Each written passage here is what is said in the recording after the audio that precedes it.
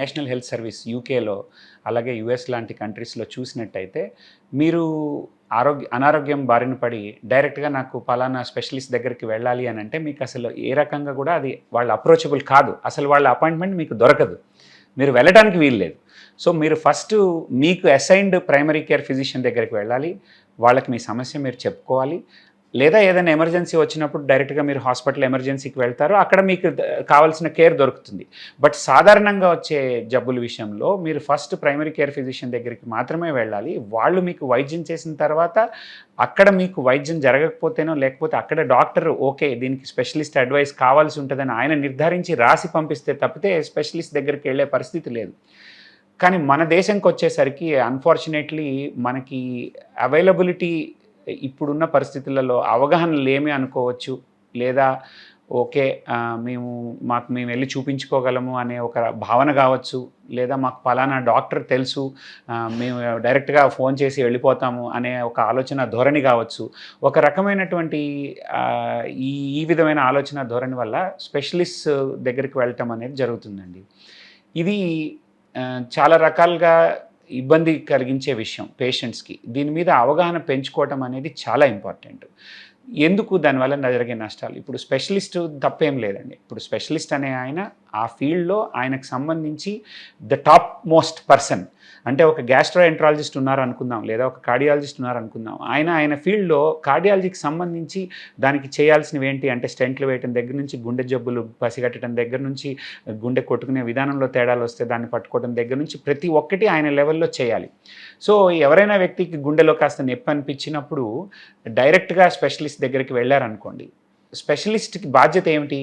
మీకు గుండె జబ్బు లేదు అని ఆయన నిర్ధారించాలి. మీరు ఆయన దగ్గరికి వెళ్ళిన తర్వాత ఇది ఏం కాదులే, ఇది కేవలం ఏదో గ్యాసో లేకపోతే ఇలాగేదో 4 ట్యాబ్లెట్ రాసి పంపించేస్తే 99 సార్లు ఆయన రైట్ అయినప్పటికీ ఒక్కసారి రాంగ్ అయినా కూడా నేను స్పెషలిస్ట్ దగ్గరికి వెళ్ళినా సరే నాకు గుండె నొప్పిని పట్టుకోలేకపోయారు, లేకపోతే ఇలాంటిది ఏదో వస్తుంది.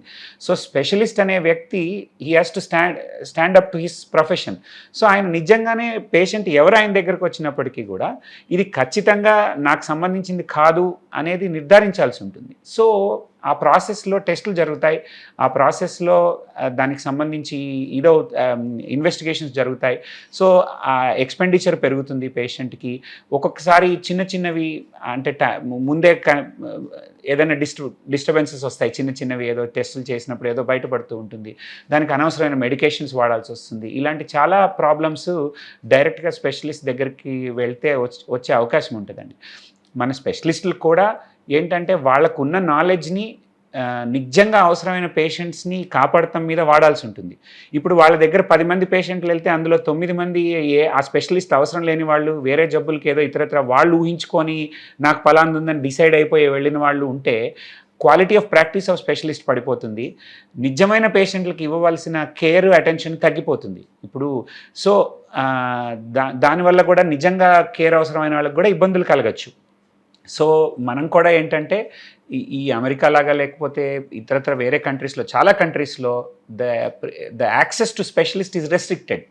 స్పెషలిస్ట్ దగ్గరికి మీరు అసలు వెళ్ళలేరు. అలాగా మన దగ్గర కూడా the route to a specialist should be through a family doctor or an emergency or a physician.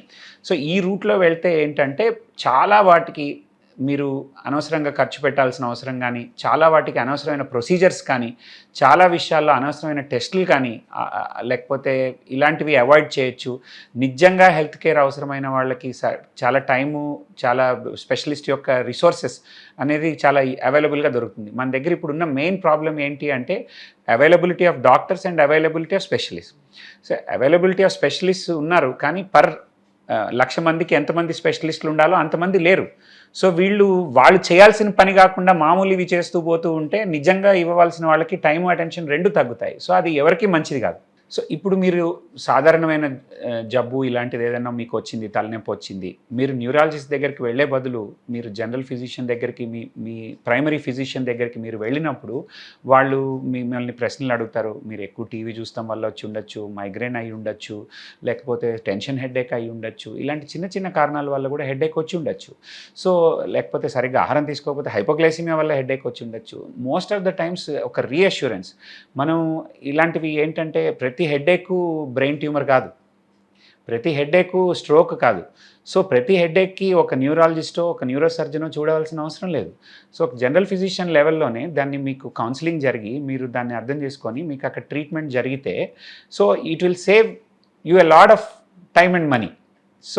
So the advantage మీకు ఏంటి అంటే ప్లస్ మీకు ఫ్యామిలీ ఫిజిషియన్ కాన్సెప్ట్ మీకంటూ ఒక ప్రైమరీ కేర్ ఫిజిషియన్ ఉన్నప్పుడు ప్రతిదీ కూడా మీకు ఏం జరుగుతుంది, మీ ఇంతకుముందు ఉన్న హిస్టరీ ఏంటి, మీకు అవన్నీ చాలా డీటెయిల్డ్గా ఉంటాయి. సో దాన్ని బట్టి మీకు ఎప్పుడు అవసరమైతే అప్పుడు ఏ స్పెషలిస్ట్ అవసరమైతే ఆ స్పెషలిస్ట్ దగ్గరికి మీ అవసరాన్ని బట్టి పంపించడం జరుగుతుంది.